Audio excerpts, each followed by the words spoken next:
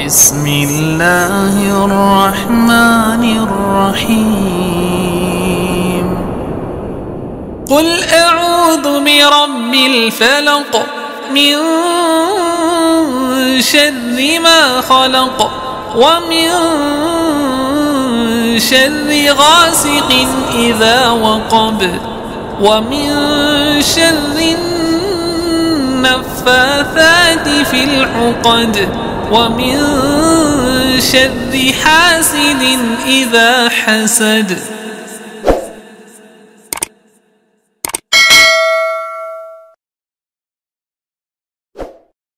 Kali ini saya kedatangan tamu dari Bandung.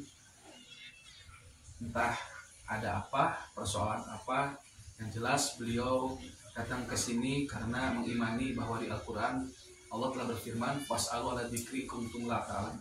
Dan jika ada masalah, tanyakan kepada ahlinya. Mudah-mudahan dengan melalui datang ke saya hendak ingin konsultasi, mudah-mudahan ini melahirkan nilai keimanan, nilai ketakwaan, dan bersyukur kepada Allah Ta'ala. Oke, kita sapa dulu siapa namanya. Assalamualaikum warahmatullahi wabarakatuh. Waalaikumsalam warahmatullahi wabarakatuh. Ya, Subina, dipanggilnya Bin biasa, BIN. Alhamdulillah. Dari kapan berangkat ke Tasik?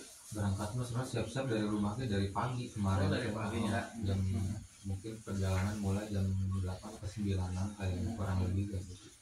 Ya. Kemarin itu.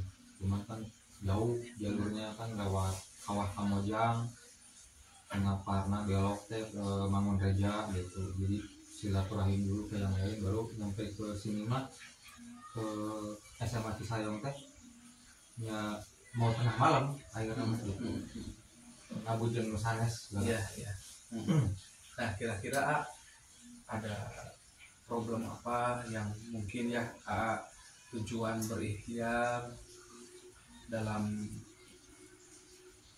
istilahnya apa ya, ingin memecahkan suatu persoalan atau ingin mendapatkan solusi, karena kan memang istilahnya ya manusiawi ketika kita ada suatu problem, istilahnya terpikirkan dan ingin ambisi ingin menyelesaikan.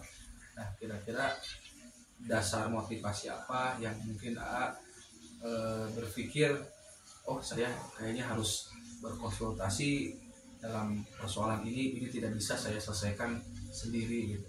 Ya, karena saya kan abdoge meyakini teh seperti yin dan yang teh, jadi di dunia teh ada black and white magic gitu. Jadi ada ilmu hitam dan putih tah. Iya.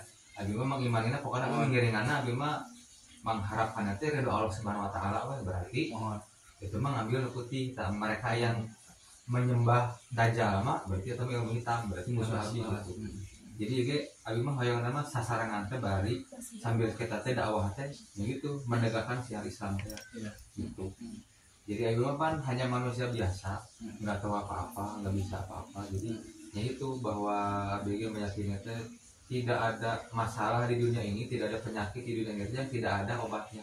Berarti abi kan harus mencari obat yang tepat dan mencari dokter yang tepat gitu.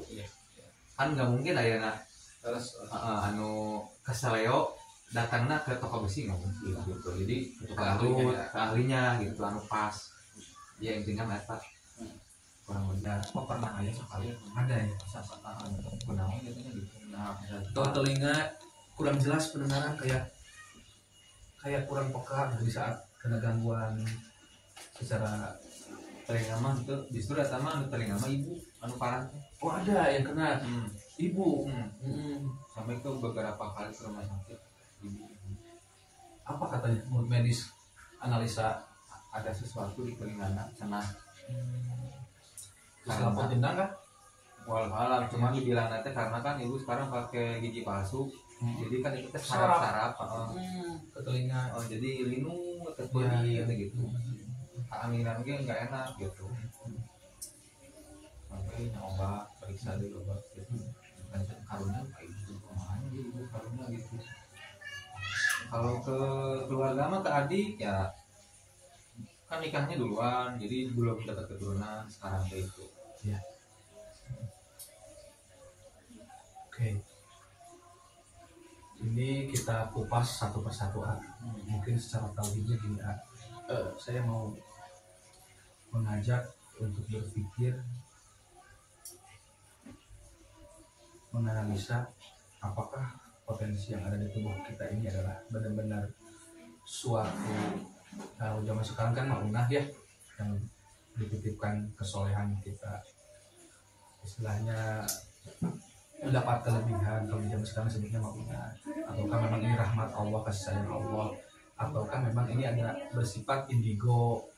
Saya akan bahas tentang kepekaan ini. Biasanya kepekaan itu ada dua.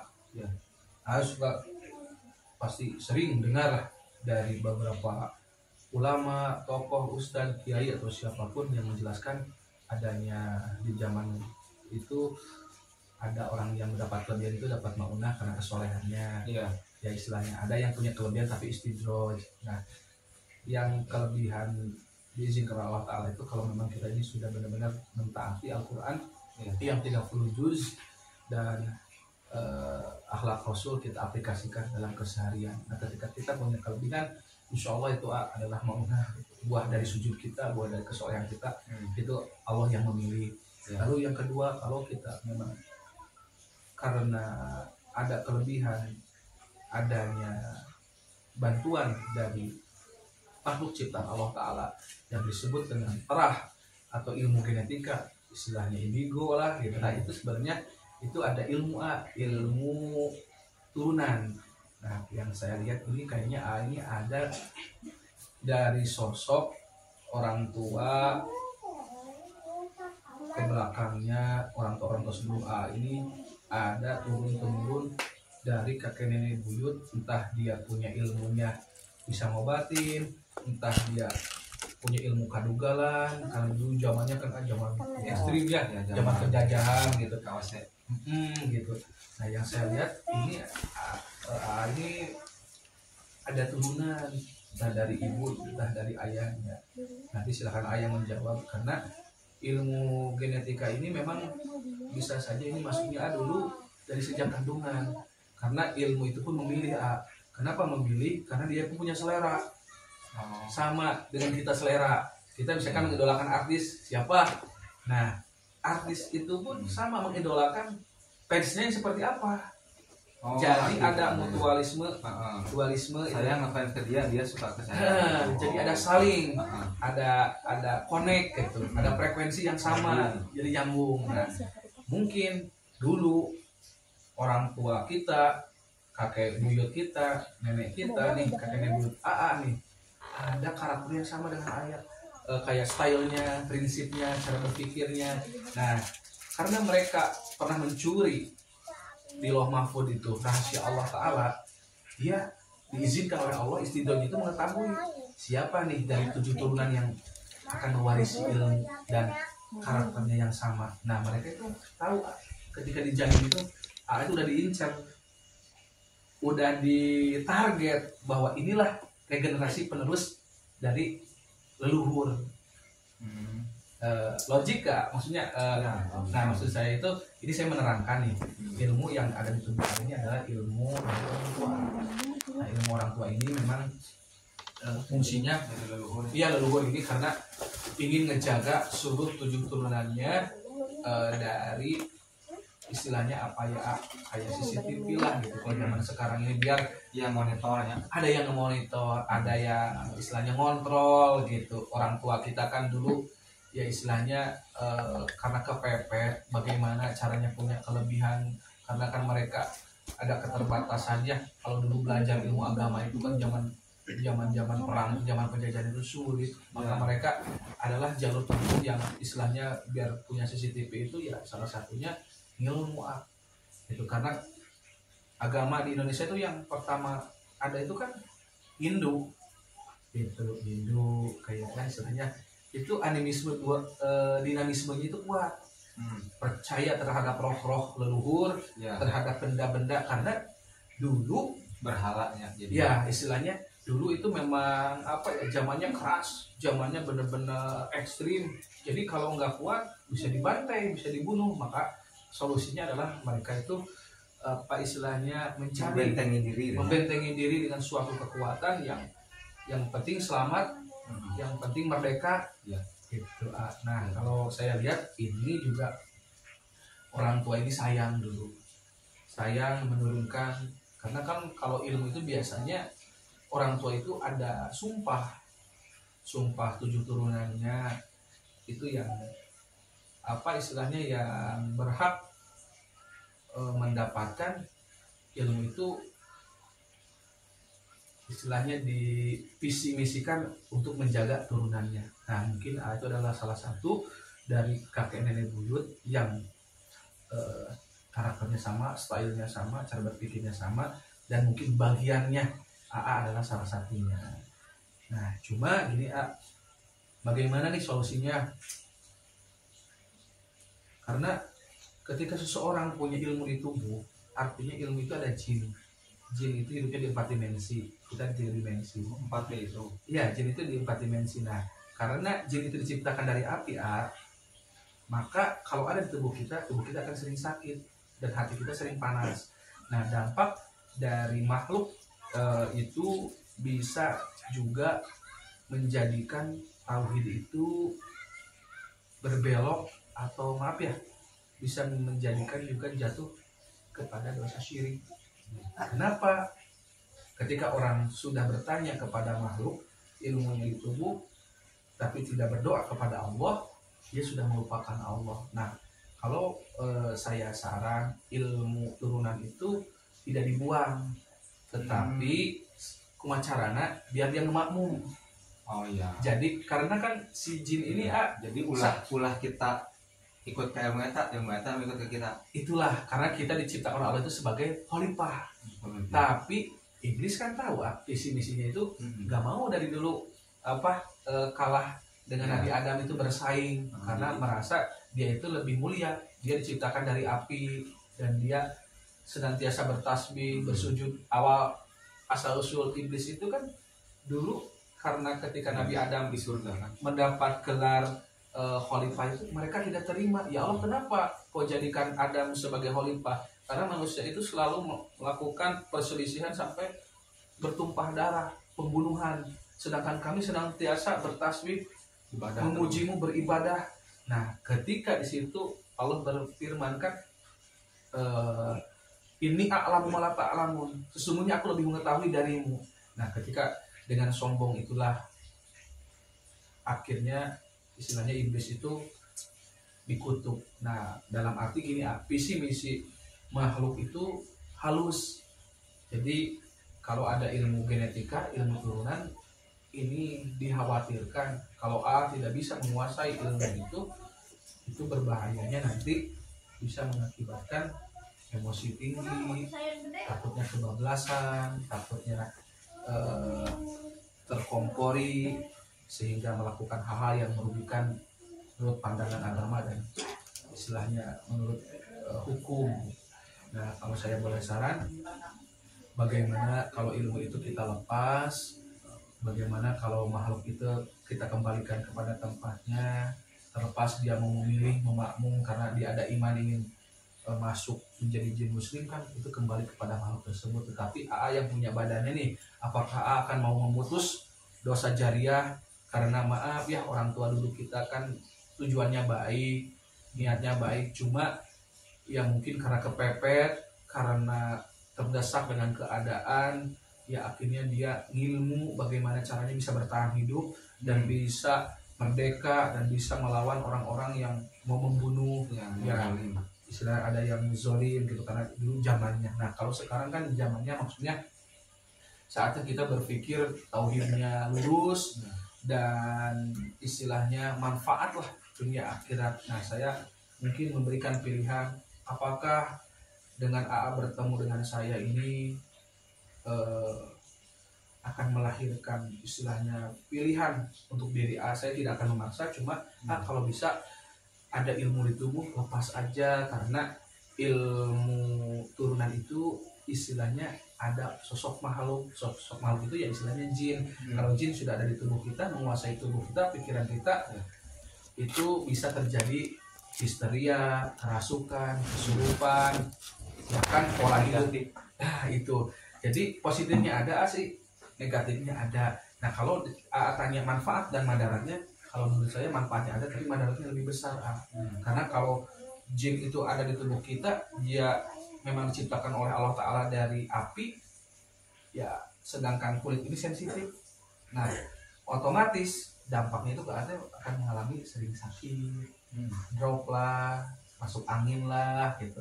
Apapun itu istilahnya menurut medis memang seperti itu. Tapi kalau secara akhlak, apapun kelakuan yang tidak baik itu makhluk bisa menyukai, karena setan itu akan bersarang di tubuh manusia yang karakternya seperti mereka. Nah, makanya saya di sini ingin meluruskan ilmu Allah itu ada. Kenapa kalau memang ada pilihan, kita mending jalurnya jalur lurus aja. Ilmunya ilmu tauhid, ilmunya ilmu muhasabah, ilmunya ilmu Al-Quran. Nah, maksud saya, apakah akan ridho nih sesuatu yang menjaga atau CCTV semisal di tubuh tiba-tiba ketemu saya kok aji macam apa yang keluarkan wae, tapi bukan mengeluarnya, ini hijrah gitu ya. Hijrah dari sesuatu hal yang barangkali kan ini juga bisa mengedukasi dan menjadi inspirasi, motivasi bagi saudara-saudara kita yang punya ilmu tersebut. Nah, jangan sampai tergelincir dalam kesesatan gitu, mengikuti. Memang ada kelebihan, ada ketangguhan, ada kekuatan, cuma itu istidraj kan, dibantunya oleh makhluk Allah Ta'ala. Dan makhluk itu juga menginginkan makanan mereka itu adalah sifat kita yang tidak baik, bisa dari suuzon kita, ambisi kita, emosional kita, ataupun dari makanan sesajen yang mungkin dihidangkan untuk kemusyrikan. Banyak sih jenis-jenisnya, cuma saya ini nih mau mengajak untuk lurus. Barangkali mau gak saya coba bantu biar tidak ada ketergantungan kepada kahun atau kepada ilmu yang di tubuh, tapi segala sesuatu itu hendaknya dengan berdoa. Karena di Al-Quran kan udhuni astajib lakum, berdoalah kepadaku niscaya aku akan mengabulkan doamu. Wa yastajibul ladzina amanu wa amilus sholihat, kata Allah, berdoalah kepadaku niscaya aku akan mengabulkan apabila kamu beriman serta mengerjakan amal soleh. Mendingan kita dikatain iman, memperbanyak amal soleh agar kita termasuk orang-orang yang dicintai oleh Allah. Nah, maksud saya gitu. Jadi biar kita ini mendapatkan berkah ridhonya gitu. Nah, kira-kira paham nggak kalau ilmu itu bisa berdampak negatif? Paham. Ya, saya mah selalu ingin diniatkan aja, memang hal yang salah banget dunia akhirat, memang salah saja niatnya. Ngiringan mah maka kami mah mengharapkan ridho Allah gitu. Jadi tidak keberatan ya, tidak keberatan. Kalau selama itu logis dan menurut pandangan agama itu positif, ikhlas saja. Jadi kan pilih itu salah agama ayat anu teu kabujeng katobatan di leluhur di api di mini di mulut ku ari putus ya ku abi teh mugi ari sing saralir iya saralamat leluhur abi teh mudah-mudahan termasuk keturunannya anak yang soleh mendoakan orang tua ya. Itu kan di hadis jelas ya, doa anak soleh itu tidak akan putus. Yang mudah-mudahan dengan berkonsultasi dengan muhasabah ini melahirkan amal soleh yang ngalir kepada orang tua yang sudah wafat ataupun kakek nenek buyut yang sudah meninggal. Karena sejatinya mereka pun tidak mau tergelincir kepada kesesatan, tetapi kita sebagai generasi penerus ingin memutus. Kalau ada dosa jariah, justru sekarang ingin menjadi amal jariah ya. Alhamdulillah. Lagi kan ayat keinginan mas Sami, kita mohon anak, cucu, cicit ke bawah lagi sama ikut mendoakan ke leluhur. Ingin pokoknya mas semua tuh inginnya mah selamat dunia akhirat tuh gitu. Surga sih. Mungkin kalau itu ya yang tadi saya jawab yang masalah kepekaan. Lalu yang nanti non medis ini saya tidak akan bersuzon, saya tidak akan menerka-nerka atau praduga prasangka kepada orang. Tapi yang saya ingin pertanyakan atau saya tegaskan kepada ini sebenarnya sihir, tolong ataupun santet guna-guna pelet, kalau bukan dasarnya dari sisi keimanan bagus, amal soleh kita bagus, itu berarti peringatan. Nah, saya mau nanya, biasanya ketika terkena gangguan sihir itu kan ada pola atau ada kesempatan, ada celah di mana biasanya di titik itu iman kita sedang wayankus, sedang turun. Mungkinkah sebelum A terkena itu bisa aja emosi A ini tinggi, atau A ada kecurigaan suuzon kepada orang yang menyakiti, padahal kan di Al-Quran kalau ada orang yang menyakiti kita harusnya memaafkan, mendoakan, tapi manusiawinya kita ternyata kita ada yang mengompori sehingga kita ada suuzon atau ada emosi, ada jengkel atau apa. Nah, kira-kira dalam waktu beli mobil, beli rumah kan nyekolkan SK pegawai gitu Iya. ka bank gitu. Didinya mah dulur mah teu dikasih bunga teu naon. ya, ya, Ngahinaan we jurig jarian gitu. ya, ya. Itu mung tepung kan gitu. Aneh jadi. Ya. Ongko teh hayang ditulungan tapi kana nulungan ngamusuhan. Gitu. Jadi siga sekolah teh geus dibere surga di dunia tapi teu taat ka Allahna gitu. Logikana kan gitu. Iya, iya.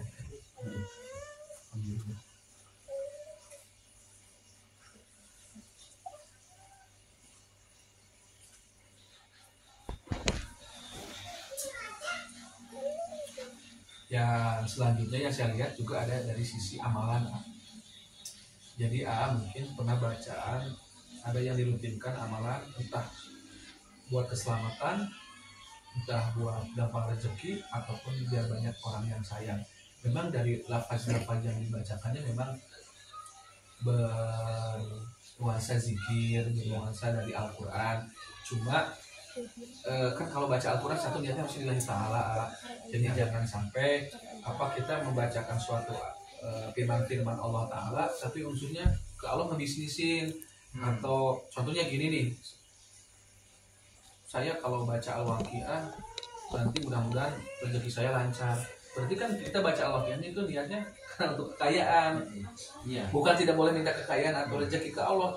Jadi iya karena berdua iya karena stain itu kan di ayatnya. Jadi kita harus beribadah dulu baru kita minta pertolongan. Jadi selesai ibadah baru kita mohon rezeki. Nah, takutnya nih saya kan mungkin guru itu kan berbeda-beda level keilmuannya ya. Yang mungkin istilahnya ada yang kurang tepat lah. Barangkali pernah mendawamkan suatu amalan tapi niatnya bukan karena Allah, tapi ada unsur duniawi. Contohnya ya tadi itu biar gampang rezeki, keselamatan ataupun daya tarik.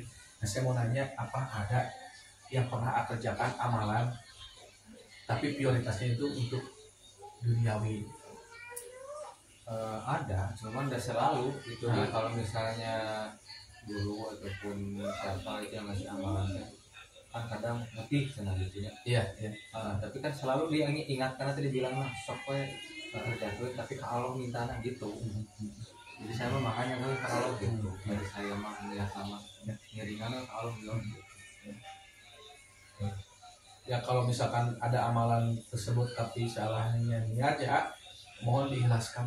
Iya. Untuk saya lepas karena wallahu alam ya amalan yang seperti kita kerjakan ini apakah lillahi ta'ala atau tidak lillahi ta'ala hanya hak Allah mungkin. Cuma saya ini mengingatkan takutnya si amalan itu malah jadi kunci dan malah jadi kodam masuk, karena bisa saja amalan-amalan apapun kalau niatnya tidak karena Allah itu bisa masuk ke tubuh itu makhluk. Ya contoh lah, banyak orang yang mendawamkan surat Yusuf tapi niatnya untuk memeret Oh iya. si perempuan itu jatuh cinta hingga akhirnya dijinahi, dipacarin gitu, Tinggalin tadi lagi gitu. ya istilahnya kan menarik dan tertariknya itu kan masa iya Al-Quran diturunkan untuk menjadi pelet. Nah itulah negatif. Nah ketika menyalahgunakan ayat Al-Quran dengan niat memeret dengan ayat tersebut kan itu kan istidroj. Maksud saya jangan sampai apa yang kita baca nanti, aminkan doa saya dengan tenang, dengan khusyuk, dengan rileks.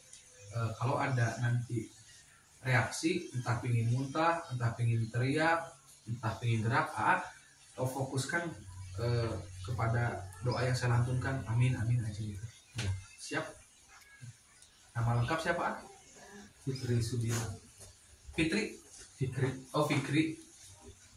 Subina bin Bapak almarhum Haji Wawan Rohia.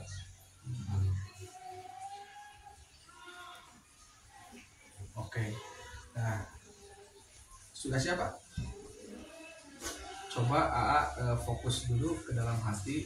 Ini takutnya kan ada ilmu yang harus dilepas dengan akar nih, dengan apa istilahnya kerinduan AA. Coba fokus terhadap diri AA, terutama ke hati AA. AA coba Bismillahirrahmanirrahim. Bismillahirrahmanirrahim. Wahai ilmuku yang ada di dadaku, Wahai ilmuku yang ada di dadaku, dari terah saat ini saya berikrar ingin melepas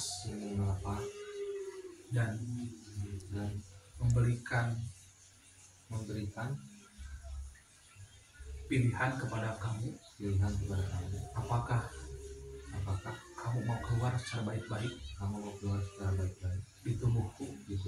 Karena saya sudah ikhlas dan sudah sadar bahwasanya yang ada di hati, di pikiran hanya Allah. Fokus kepada pikiran, ke telinga, ke hati. Apakah ada tegun, apa ada membisikkan, apa ada menggambarkan. Nanti kalau dia ada mengucap, bilangnya apa? Ceritain saja misalnya. Nggak ada, cuma merinding sama punya ke kepala. Oke. Nah, sekarang siap untuk aminkan doa saya. Nah, nanti kalau reaksi lepas aja, relax. Siapa?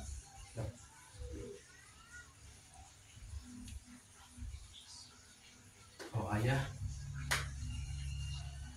Bapak Wawan ya. Tuhan hari Wawan Julia bin Kilasa, hasil orang bakal kita.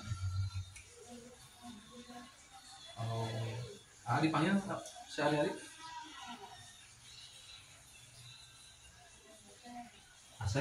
Asep, tapi nama apa Fikri? Iya, dipanggil ku sudah leluhur ku kakek ku nenek di kampung gitu. Iya, Asep. Siapa?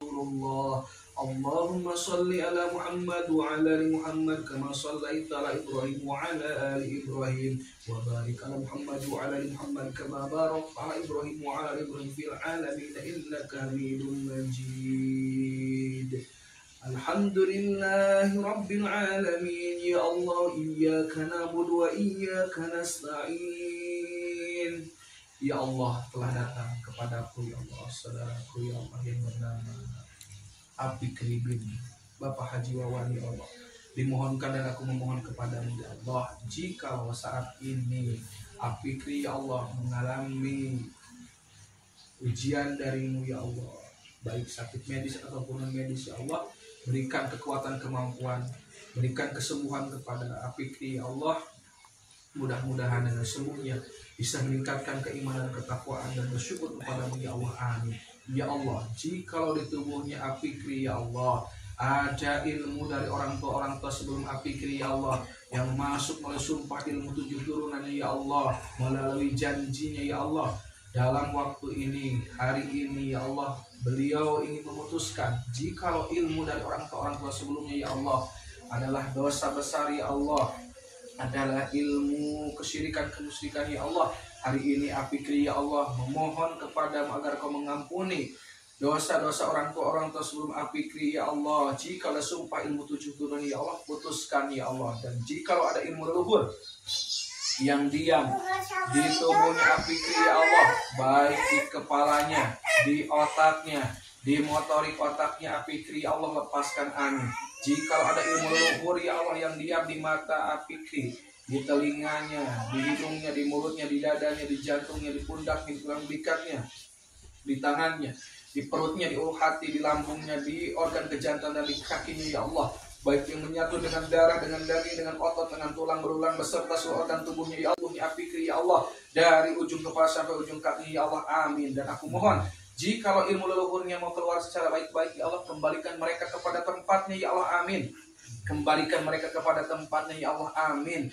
Subhanallah walhamdulillah wa la ilaha illallah wallahu akbar wa la hawla ولا قوة إلا بالله العلي العظيم سبحان الله والحمد لله ولا إله إلا الله والله أكبر لا حول ولا قوة إلا بالله العلي العظيم سبحان الله والحمد لله ولا إله إلا الله والله أكبر ولا حول ولا قوة إلا بالله العلي العظيم kun fayakun.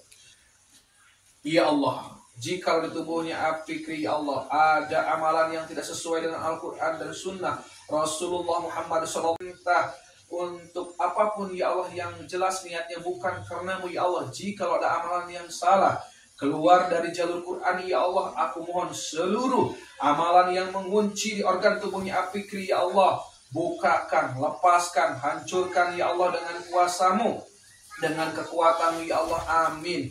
Subhanallah walhamdulillah wala ilaha illallah wallahu akbar wala hawla wala quwwata illa billahil aliyil azim. Subhanallah walhamdulillah wala ilaha illallah wallahu akbar wala hawla wala quwwata illa billahil aliyil azim. Subhanallah walhamdulillah wala ilaha illallah wallahu akbar wala hawla wala quwwata illa billahil aliyil